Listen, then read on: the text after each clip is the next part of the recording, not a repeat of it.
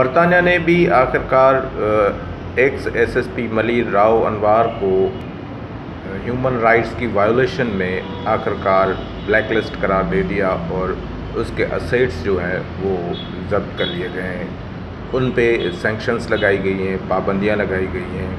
اور یہ سلسلہ جو ہے گزشتہ سال امریکہ سے شروع ہوا۔ امریکہ نے سب سے پہلے 2019 کے دسمبر 11 کو جو ہے اس نے امریکہ نے بھی راؤ انوار پہ یہ کہہ کر پابندیاں لگائی تھی کہ اس نے انسانی حقوق کی خلاف ورزی کی ہے، اور یہ جو ہے سارا الزام اس کے اوپر 2018 میں 13 جنوری 2018 میں نقیب اللہ محسود جو کہ ایک نوجوان تھا وزیرستان کا، اس کو اور اس کے ساتھ 3 اس کے دوستوں کو جو ہے اس کے ساتھیوں کو قتل کیا گیا تھا ایک فیک انکاؤنٹر میں۔ اور اس کے بعد جو ہے راؤ انوار کے خلاف کیس رجسٹر ہوا۔ ہیومن رائٹس کی تنظیمیں، محسود قبیلہ، پشتون موومنٹ جو ہے وہ تحفظ پشتون موومنٹ، اس نے احتجاج کیا اور یہ سلسلہ ایک شروع ہوا۔ تو اس سلسلے کے بعد جو ہے ایک پاکستان کی عدالت اینٹی ٹیررسٹ کورٹ میں بھی کیس چلا، اور اس کی ٹیم جو راؤ انوار کی ٹیم تھی جو تقریباً 2 درجن پولیس افسران اور سویلین اس کے جو تھے وہ ان پہ مشتمل تھی، ان کو ٹرائل کیا گیا، ان کے خلاف احتجاج شروع ہوا، ان کے خلاف سول سوسائٹی کھڑی ہو گئی، اور یہ سارا سلسلہ چلا۔ اور کورٹ سے تو وہ راؤ انوار اور دیگر جو ہے ضمانت پہ ہو گئے آزاد، لیکن امریکہ نے گزشتہ سال اس کا نوٹس لیتے ہوئے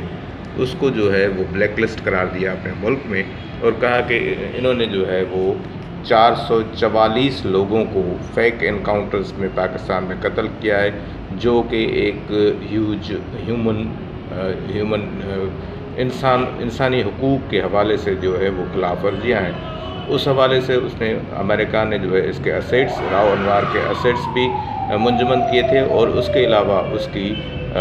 امریکہ میں موومنٹ، امریکہ آنے پر پابندی لگا دی تھی۔ اور آج 1 سال مکمل ہونے کے بعد یعنی کل 11 دسمبر کو برطانیہ نے بھی وہی ایکشن لیا، اور اس کے اوپر راؤ انوار کے اوپر جو ہے وہ پابندی لگا دی گئی ہے۔ اب آتے ہیں راؤ انوار کی ہسٹری پر۔ وہ ایک ASI کے طور پر کراچی پولیس میں بھرتی ہوا تھا،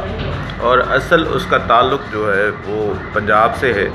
اور یہاں پر وہ اپنی تمام زندگی آج تک جو ہے وہ رہا ہے ملیر کینٹ کے علاقے میں۔ ASI کے طور پر بھرتی ہونے کے بعد اس کی کچھ پروموشنز جو ہوتی ہیں، ڈیو پروموشنز، وہ ہوتی گئیں، اور وہ SHO بن گیا۔ SHO بننے کے بعد اس نے پریفر کیا کہ وہ SHO بھی ملیر میں ہی رہے، اور ملیر کے ایئرپورٹ تھانے پر وہ SHO مقرر ہوا۔ اور جہاں تک مجھے یاد پڑتا ہے یا جو انفارمیشن ہے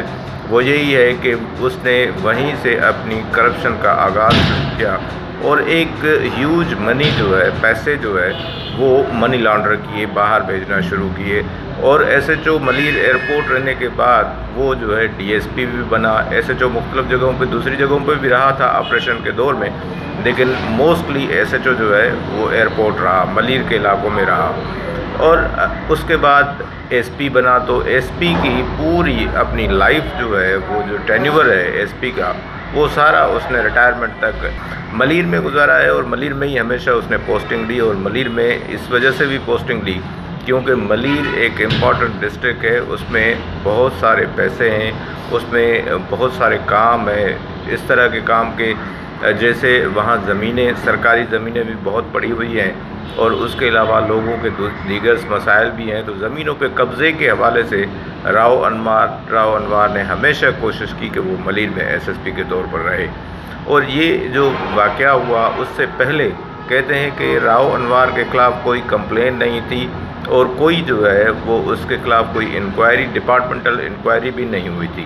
ہاں یہ بھی ہے کہ راؤ انوار کے اوپر جو ہے قاتلانہ حملے بھی ہوئے۔ ایک ملیر ایئرپورٹ کے پاس جو ہے طالبان نے اس پر حملہ کیا تھا، اور دوسرا ایک حملہ جو ہے اس سے پہلے ایک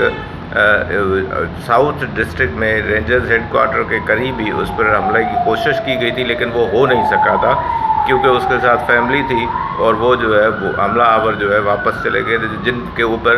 جس بات کے اوپر ان کے وہ ڈانٹ بھی پڑی تھی دہشت گردوں کو کہ تم لوگ اس کو ٹارگٹ کیوں نہیں کر سکے۔ بہرحال یہ سلسلہ چلتا رہا اور اس کے بعد اس نے جو ہے وہ بختربند گاڑی پولیس کی لی تھی کہ میری جان کو خطرہ ہے، اور یہ ہمیشہ ملیر کینٹ سے نکلتا تھا ایس ایس پی ملیر کی آفس تک، وہ بختربند گاڑی میں جاتا تھا اور واپسی بھی اسی میں ہی ہوتی تھی اس کی۔ کو کچھ بتاتا ہوں راؤ انوار کی طریقہ واردات کے بارے میں۔ تو اس کا طریقہ واردات یہ ہوتا تھا کہ اس کو تو کچھ لاشیں تو بیٹھے بٹھائے مل جاتی تھی،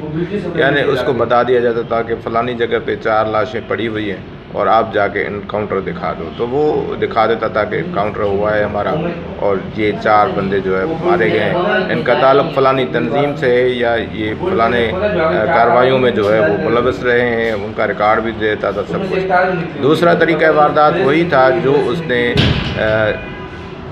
نے نقیب اللہ محسود کے ساتھ کیا تھا، یعنی نقیب اللہ محسود اور 3 بندوں کو دوسروں کو جو ہے وہ اٹھایا اور ان کو اغوا کر کے لے جایا گیا عباس ٹاؤن کا ایک علاقہ ہے سوراب بورڈ کے قریب کا، وہاں سے ان کو اٹھایا گیا اور پھر شاہ لطیف ٹاؤن میں جا کر جو ہے وہ انکاؤنٹر دکھا کے مار دیا گیا،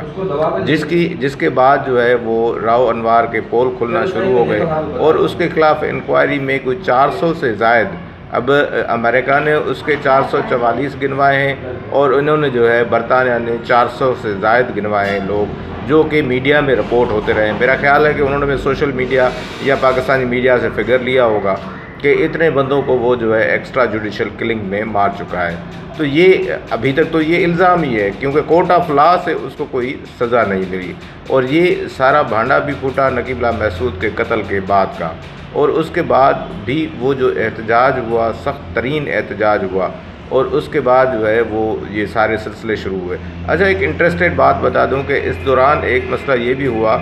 کہ نقیب اللہ محسود کے بعد جو ہے اس کے قتل کے بعد جو ہے جو احتجاج ہوا اور کورٹ ایکٹیو ہوئی، سپریم کورٹ نے سو موٹو لیا اس کا، تو اس دوران جو ہے آصف علی زرداری جو ایکس پریزیڈنٹ آف پاکستان ہے، اس کا ایک اسٹیٹمنٹ آیا جس میں اس نے اس کو اپنا بچہ کہا کہ یہ ہمارا بچہ ہے۔ تو اس پہ بھی کافی جو ہے لوگوں نے اعتراض کیا، سیاستدانوں نے اسٹیٹمنٹس دیے، خاص طور پر MQM کی طرف سے اسٹیٹمنٹس آئے کہ یہ تو معصوم اور بے گناہ لوگوں کا قاتل ہے جس کو آپ بچہ کہہ رہے ہو، تو اس پہ بھی کافی جو ہے وہ بحث ہوتی رہی۔ لیکن بہرحال یہ جو راؤ انوار صاحب ہیں، راؤ انوار صاحب کا دوسرا طریقہ واردات جو اپنی کرپشن کا ہے، وہ یہ بھی ہے کہ وہ اپنے بندوں کو، اپنے پولیس والوں کو خود اپنے ڈسٹرکٹ میں اپنی مرضی کے پولیس والے لگواتا ہے، اور دوسرا یہ کرتا ہے کہ وہ جو بلڈنگز ہوتی ہیں ان بلڈنگز میں جو ہے اپنے بندے بٹھاتا ہے، اس کو قبضے کر دیتا ہے، اس کا قبضہ کروا دیتا ہے، اور اس کے بعد جو ہے اس بلڈنگ اور اس فلیٹس کے مالکان کو کہتا ہے کہ ابھی اتنا رینسم دو، اتنا بھونگ دو، اتنا بتا دو تو تمہیں فلیٹ خالی کروا کے دیتے ہیں۔ اب وہ لاکھوں روپے دینے پر مجبور ہو جاتے ہیں، اور وہ جتنے پہ آتے ہیں وہ ان سے پیسے لے کے پھر اپنے بندوں کو کہتا ہے کہ آپ گھر خالی کر دو، فلیٹ خالی کر دو، تو وہ فلیٹ خالی کر دیتے ہیں۔ اس طرح بھی اس کی وارداتیں ہیں ضلع ملیر کے مختلف علاقوں میں۔ تو یہ اس طرح کے پیسے جو ہیں وہ بٹورتا رہتا ہے، اور لازمی ہے جن کو اس کو پیسے کھلانے ہوتے ہیں ان کو پیسے بھی کھلاتا ہے، اور اپنے جو ہے باہر جو ہے جمع کرتا رہتا ہے پیسے۔ تو اس کے اکاؤنٹس جو ہے صرف امریکہ اور برطانیہ میں نہیں ہے جہاں کارروائی ہو چکی ہے اس کے خلاف، لیکن اس کا بزنس جو ہے وہ دبئی میں بھی ہے، اور پنجاب میں اس کی فیملی اکثر رہتی ہے۔ تو اس کے خلاف جب تک کورٹ آف لا سے کوئی فیصلہ، پاکستانی کورٹ آف لا سے کوئی فیصلہ نہیں آتا، تب تک کوئی چیز ہم مصدقہ طور پر تو نہیں کہہ سکتے، لیکن جو انفارمیشنز ہیں، جو اویلیبل انفارمیشنز ہیں، جو ریکارڈ پر ہیں، جو اخبارات میں چھپی ہیں، جو میگزینز میں چھپی ہیں، ان کے مطابق یہ ایک ہارڈ کرمنل ہے، اور اس کو کورٹ آف لا سے سزا آنے تک یہ سلسلہ جو ہے ابھی تک جاری رکھے ہوئے ہے، اور کئی لوگوں کی شکایتیں ہیں کہ ابھی تک ان کے زمینوں پر اس نے قبضہ کیا ہوا ہے، سرکاری زمینوں پر اس کا قبضہ ہے، اور ابھی بھی ملیر ڈسٹرکٹ میں 2 ہی بندے ہیں جو ملیر ڈسٹرکٹ چلا رہے ہیں، ایک ملک ریاض ہے تو دوسرا راؤ انوار ہے۔